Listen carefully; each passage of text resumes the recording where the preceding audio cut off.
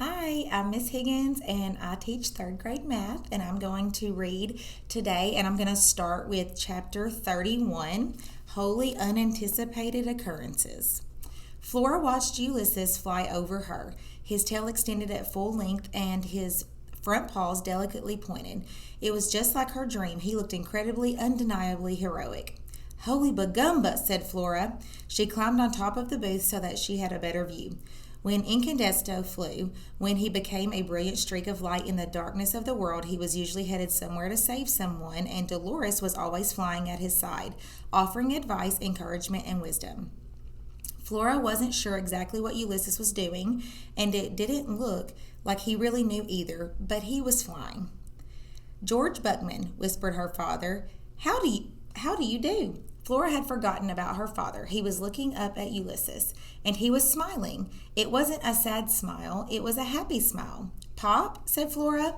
There was a long, loud scream from Rita. It was in my hair, she shouted. Someone threw a donut at Ulysses. A baby started to cry.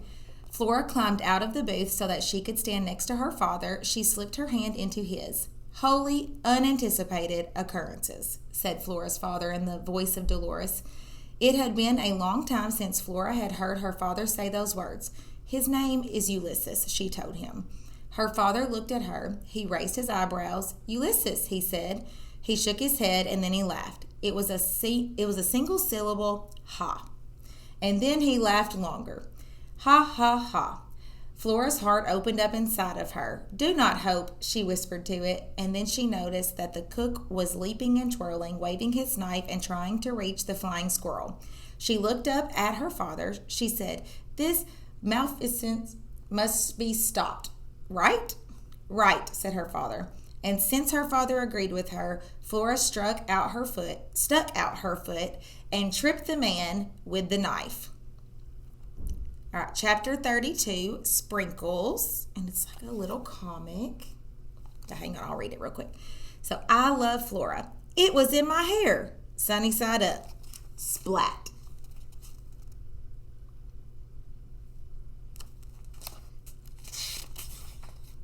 I flew. Where's Flora? Is that a piece of donut? Sprinkles.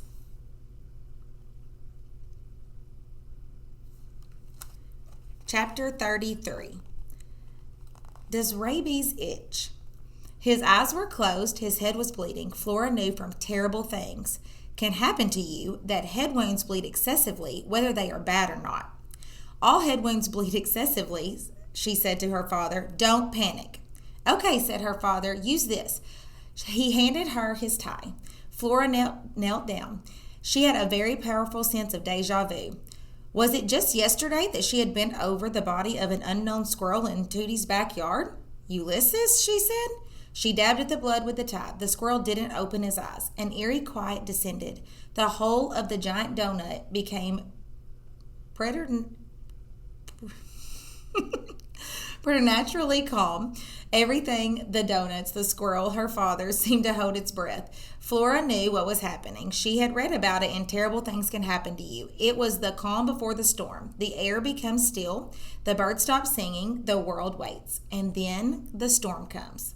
Inside the giant donut, there was a moment of deep quiet, of collectively held breath, and then someone said, I think it was a rat.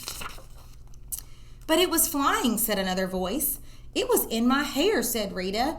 The cook shouted, I'm going to call the cops. That's what I'm going to do. Rita was right behind him. Forget about the cops, Ernie. Call the ambulance. I have rabies. It was in my hair.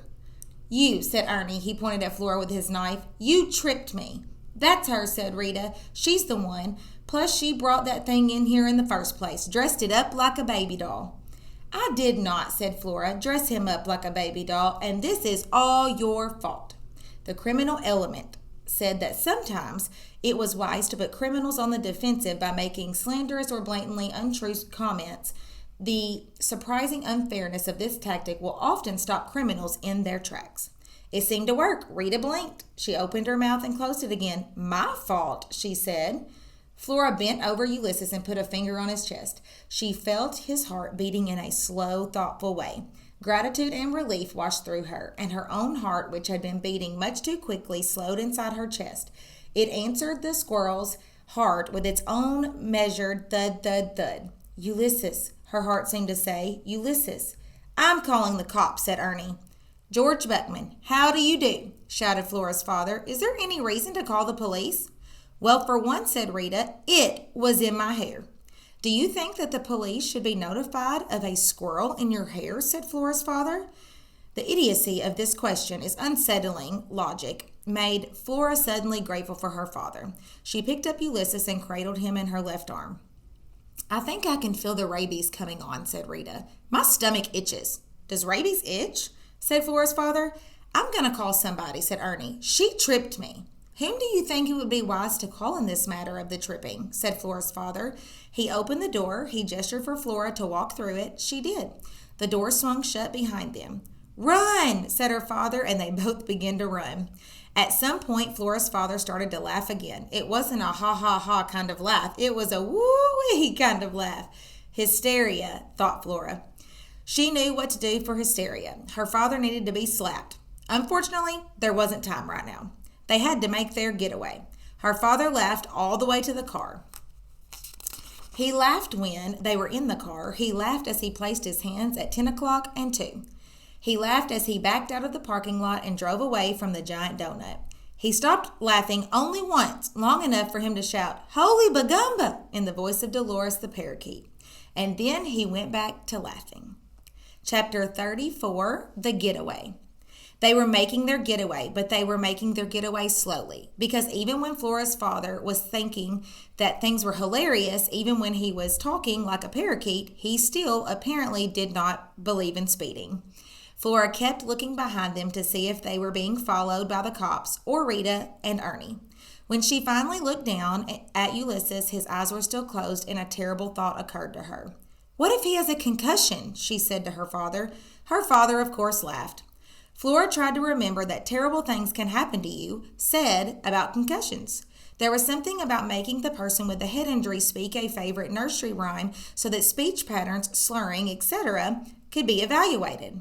Flora stared at the squirrel. He couldn't speak. Also, she doubted he knew any nursery rhymes.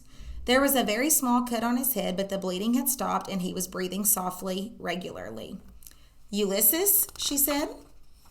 And then she remembered in its entirety an ominous sentence from Terrible Things. It is absolutely imperative that you keep the potentially concussed patient awake at all times. She shook the squirrel gently. His eyes stayed closed. She shook him harder, and he opened his eyes and then closed them again. Flora's heart thudded once and then dropped all the way down to her toes. She was suddenly terrified. Do superheroes die? She said out loud. Her father stopped laughing. Listen, he said. We won't let him die. Flora's heart thudded again, a different kind of thud. It wasn't fear this time. It was hope.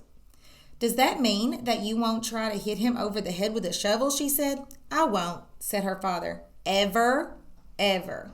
You promise? I promise. Her father looked at her in the rearview mirror.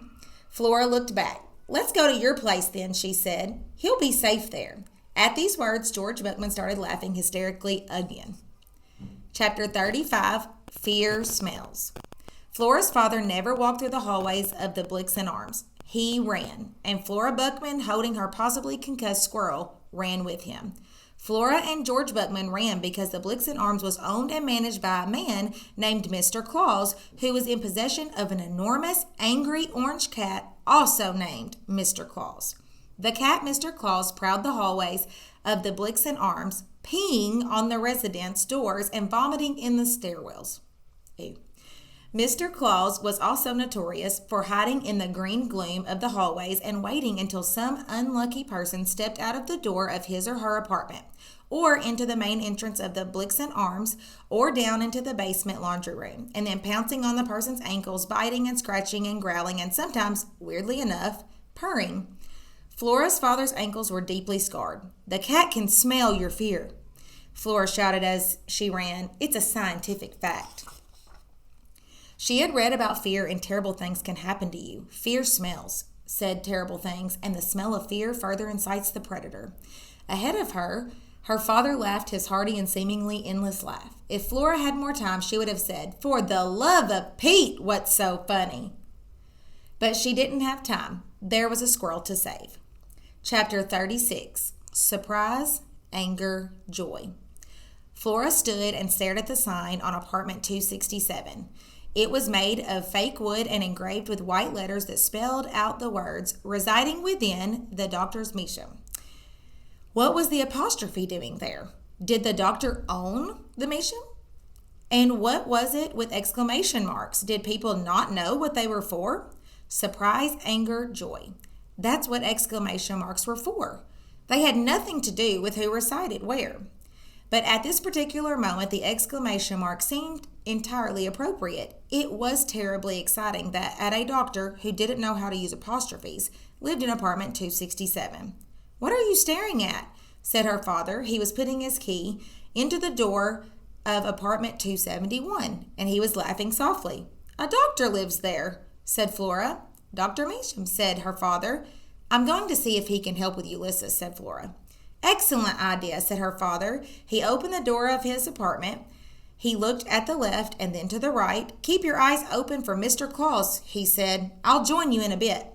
He slammed the door just as Flora raised her hand to knock on the doctor's door. But she didn't get the chance to knock. The door swung open of its own accord. An old lady stood there smiling, her dentures glowing white in the perpetual green twilight of the hallway. Someone inside the apartment was screaming. No, someone was singing. It was opera music. "At last," said the old lady. "I'm so glad to see your face." Flora turned and looked behind her. "I'm speaking to you, little flower." "Me?" said Flora. "Yes, you, little flower. Flora Bell, beloved of your father, Mr. George Buckman. Come in, little flower, come in." "Actually," said Flora, "I'm looking for a doctor. I have a medical emergency." Of course, said the old woman. "We are, all of us, medical emergencies. You must come in now. I have been waiting for so long." She reached out and yanked Flora over the threshold of 267 and into the apartment. The criminal element had a lot to say about entering the home of a stranger. They suggested that you do so at your own risk, and that if you did make the questionable decision to enter the home of someone you didn't know, a door to the outside world should be left open at all times to facilitate a quick escape.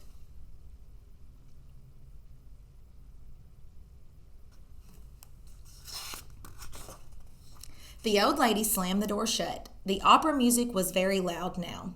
Flora looked down at the hand that was on her arm. It was spotted and wrinkled. "Beloved?"